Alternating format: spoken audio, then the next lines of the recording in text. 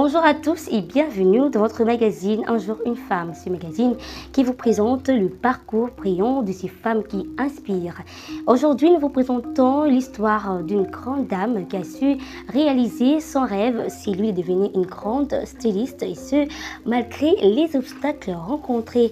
Mais vous savez quoi? La meilleure des choses dans cette histoire est que son rêve, sa détermination et son courage lui ont ouvert certaines portes qu'elle s'y attendait le moins. Il s'agit de Karine Palla, dont voici son histoire.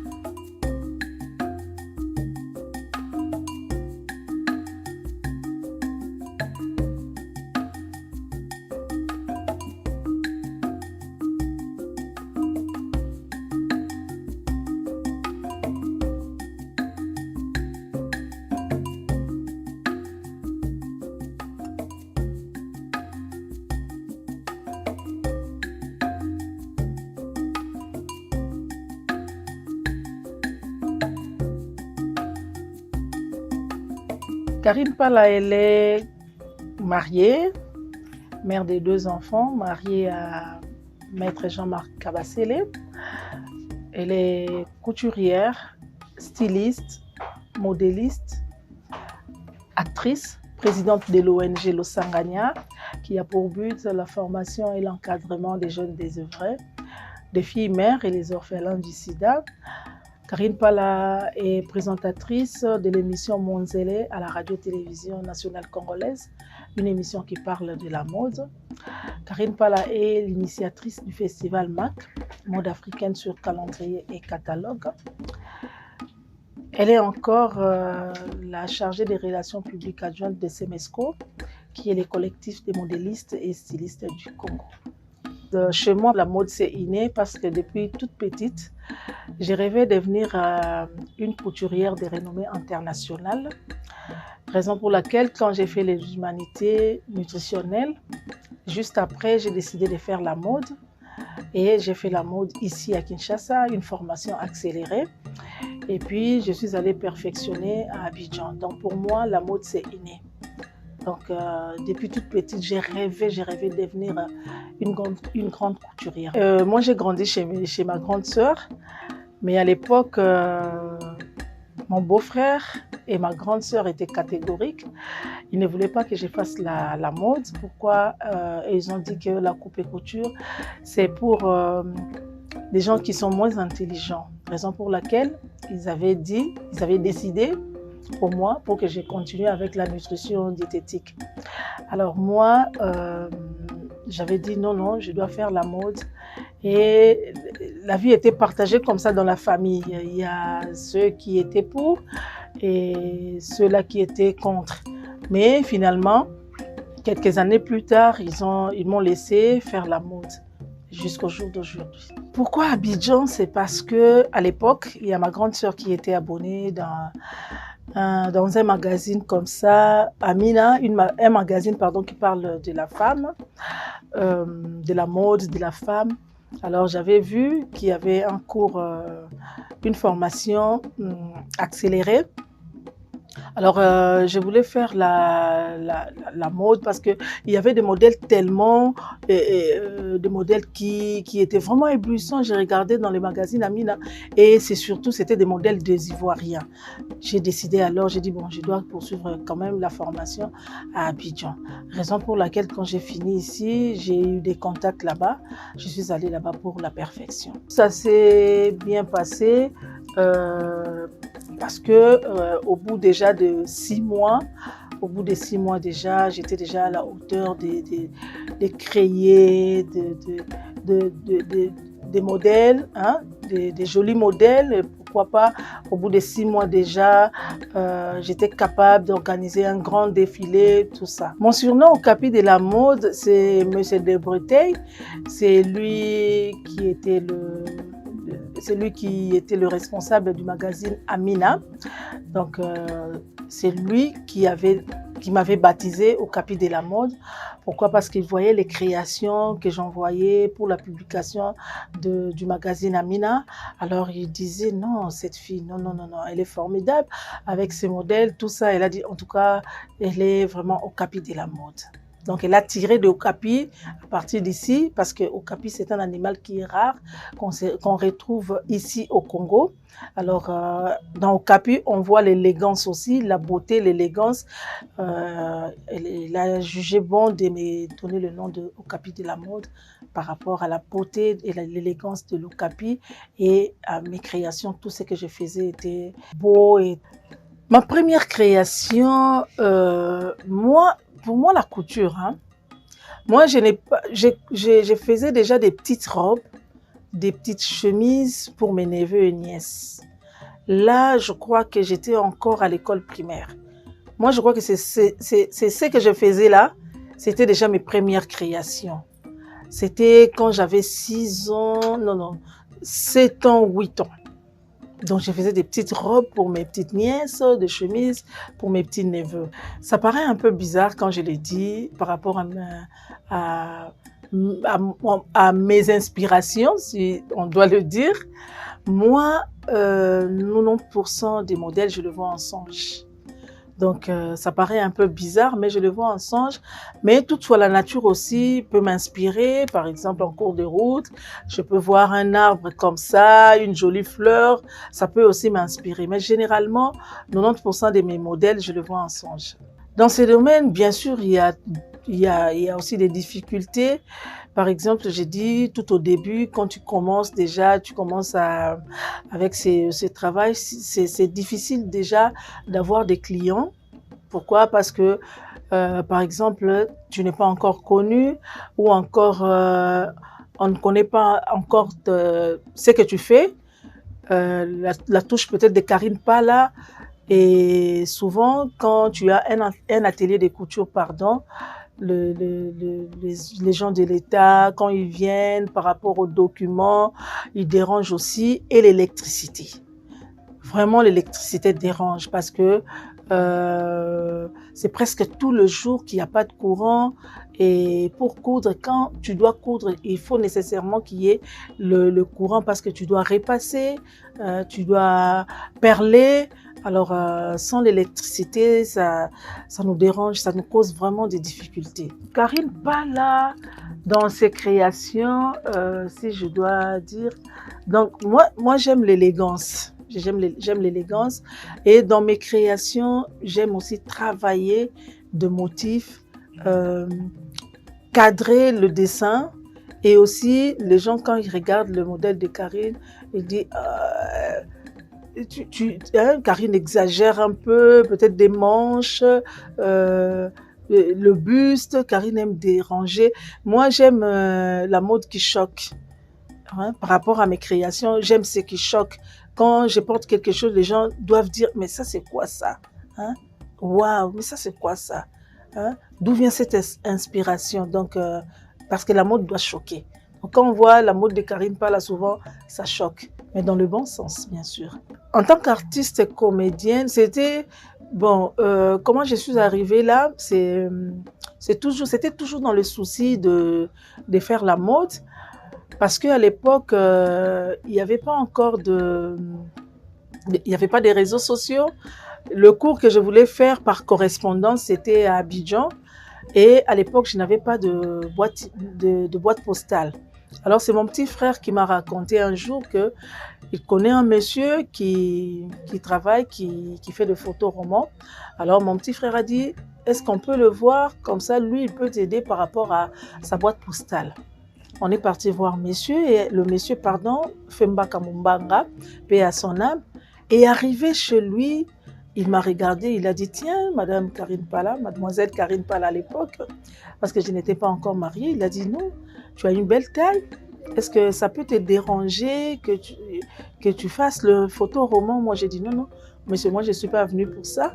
Moi, je suis venue pour la mode, parce que je vais faire la mode en dehors du Congo. Alors, il a dit, bon, ok, Je reviendrai vers toi 2 jours, dans 2 jours comme ça, je te laisse le temps de réfléchir. Alors 2 jours après, il est venu me voir parce qu'il avait dit, tu peux demander la permission aussi aux parents. À l'époque, papa était déjà décédé, on était avec maman, j'ai posé la question à maman, j'ai demandé pardon, la permission à maman, et maman était d'accord, et 2 jours après, il est venu, je lui ai dit, bon, ok, d'accord, je veux essayer. Alors, quand on a fait le photoroman, 1 ou 2 mois après, c'était sorti, parce que c'est édité en France, le magazine Amina. Alors, le monsieur, il y a un réalisateur français, monsieur Gaëtan Laloge, qui a demandé à ce que je fasse partie de son équipe, du tournage de son film. Une partie devrait se faire au Sénégal et l'autre partie à New York. Alors, le réalisateur, M. Mbaka Mumbanga, il est venu me voir. Il a dit, bon, Karine, tu vois, la vie, c'est un peu compliqué. La première fois que j'étais abordée pour le photoroman, tu avais refusé. Mais aujourd'hui, le photoroman, il y a un réalisateur. Il y avait beaucoup de filles dans le photoroman qu'on a fait. Mais il y a un réalisateur qui a besoin de toi pour participer à son équipe. Et en tant qu'actrice, moi j'ai dit non, je ne suis pas actrice. Qu'est-ce que je vais faire là-bas? Il a dit bon, peut-être il t'a vu par rapport à ton expression, tout et tout. Finalement, j'avais accepté et quand j'ai accepté, pardon, j'ai dit bon, tiens, je dois quand même suivre une formation, même accélérée, parce que pour eux, peut-être je suis actrice. Alors, je suis allée voir Maman Mabélé, qui est une grande sœur. Elle m'a vu naître, grandir dans le quartier. Elle était dans le groupe Salongo. Je suis allée voir Maman Mabélé. Elle a dit, bon, le groupe Salongo, c'est pas pour moi, c'est pour la RTNC, la Radio-Télévision Nationale Congolaise. Le réalisateur, c'est Papa Chitengesana. Le feu Chitengesana, paix à son âme. Alors, elle m'a donné l'adresse, va voir Papa Chitengesana, c'est un monsieur gentil, cool. Comme c'est un boulot pour toi, il va accepter. Et quelques jours après, je suis allée voir Papa Chitengesana, j'ai exposé mon problème directement. Il a accepté que je prenne une formation accélérée dans le groupe Salongo. Et c'était parti, pour moi, c'était le début. Et j'ai commencé avec le cinéma, le théâtre, jusqu'au jour d'aujourd'hui.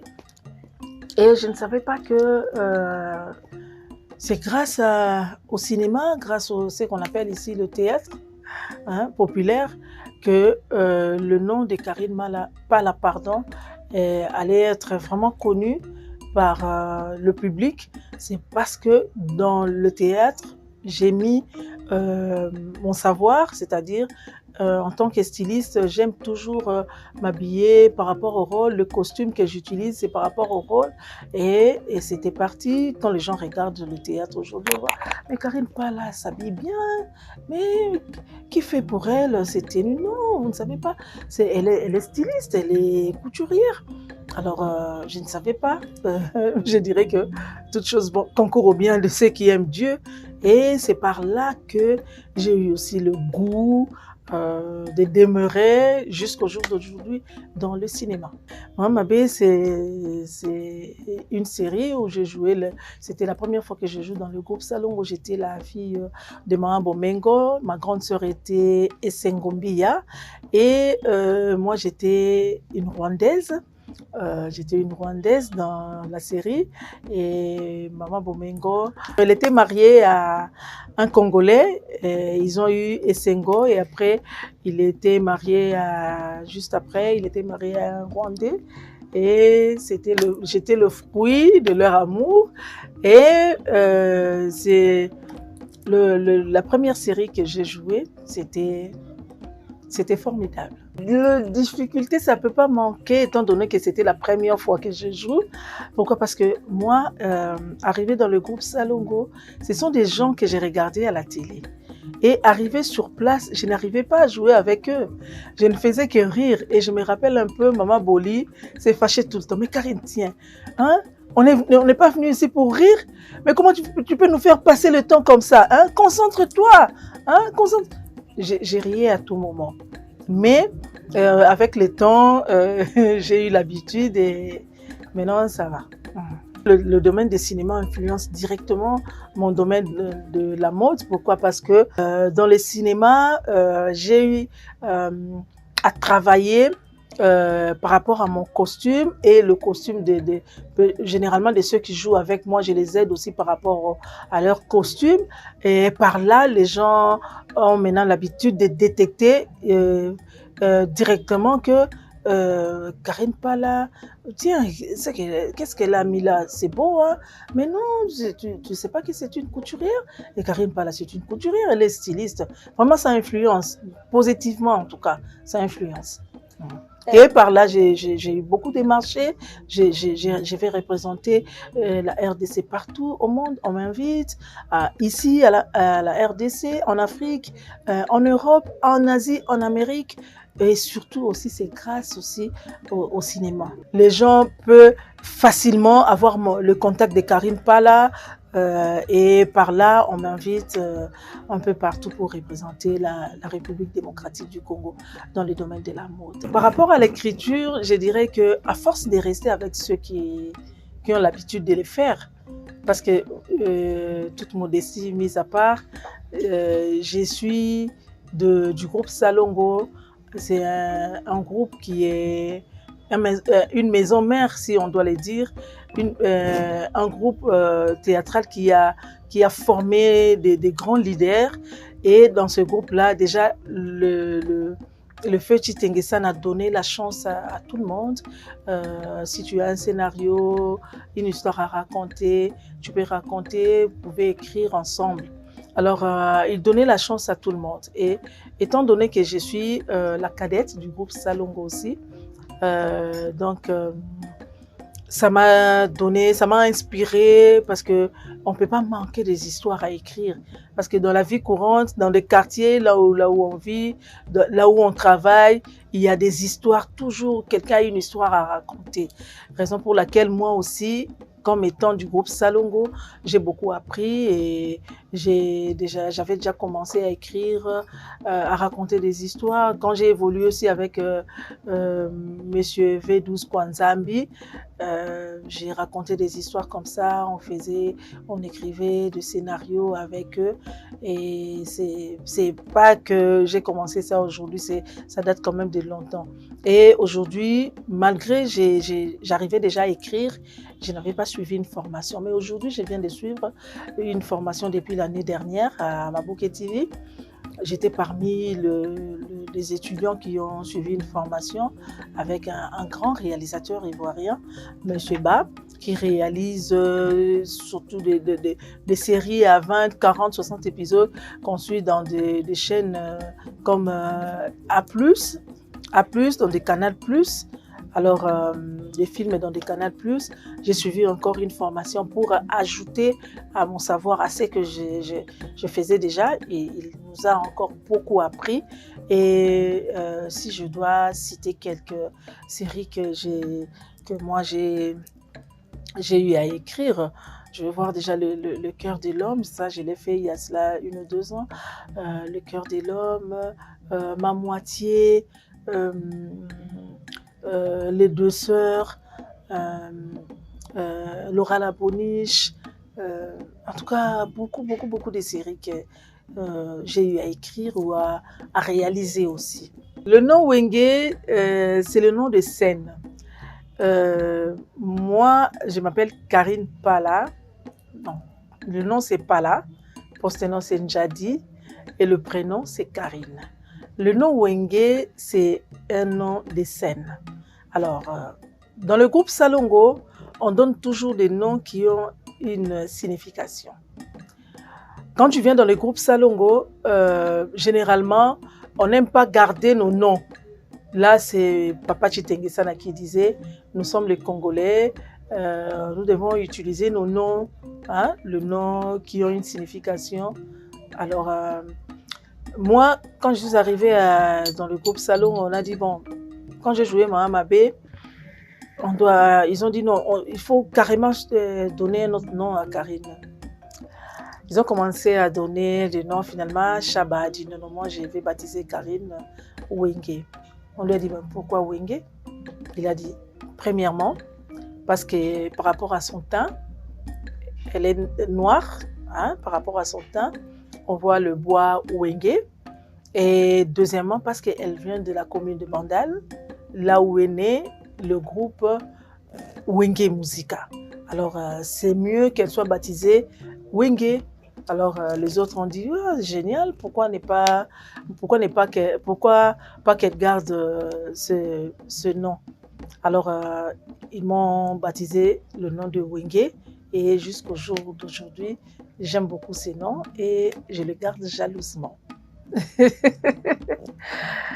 Bon, mon mari, je l'ai connu quand on était encore jeune. Hein.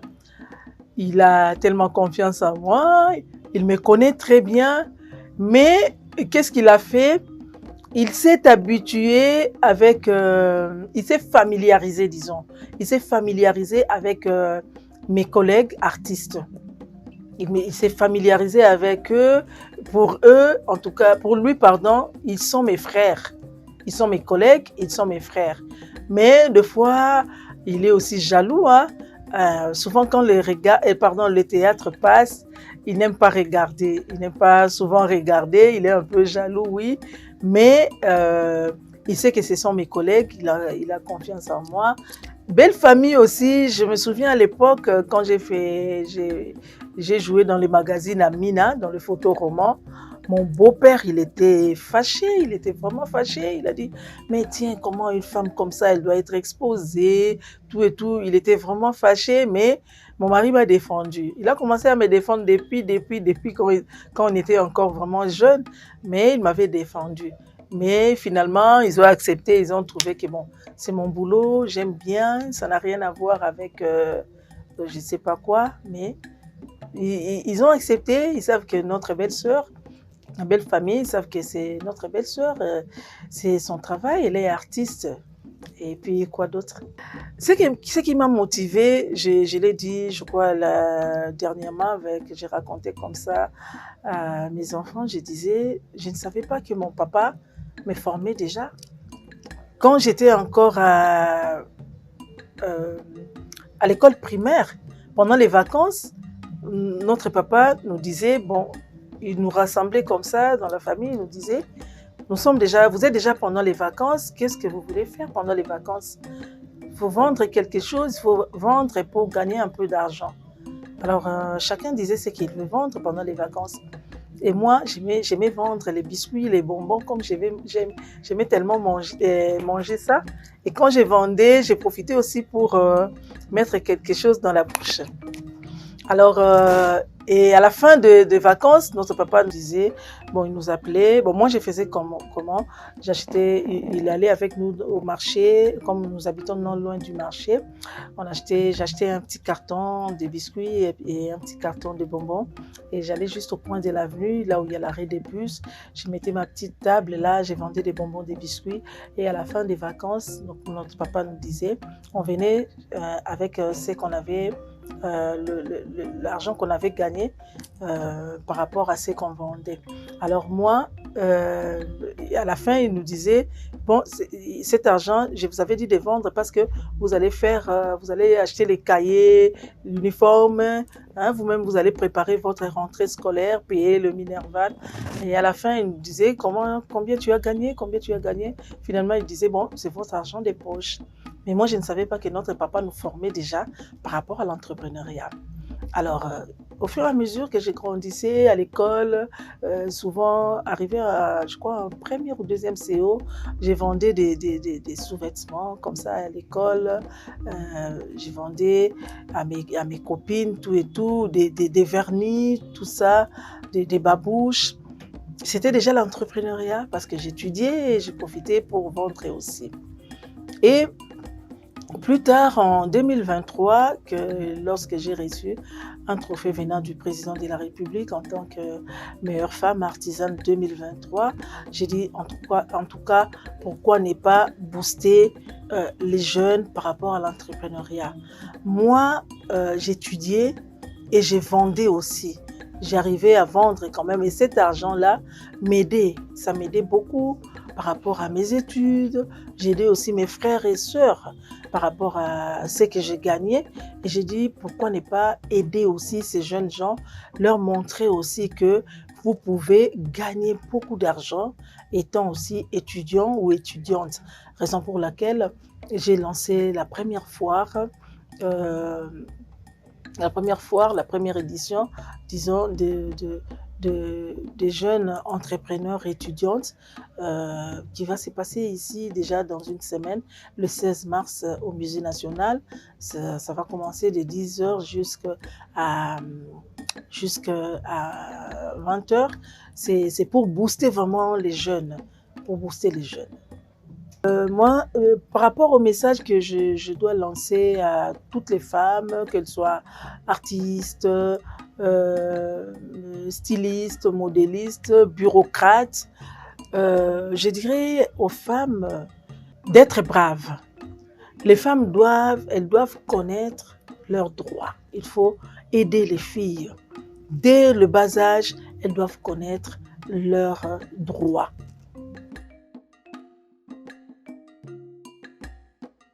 C'était Karine Pala et son parcours dans le domaine de la mode et du cinéma. Cette femme unique en son genre n'a pas baissé les bras afin d'atteindre ses objectifs. Et aujourd'hui, elle a su marquer son temps grâce à sa détermination.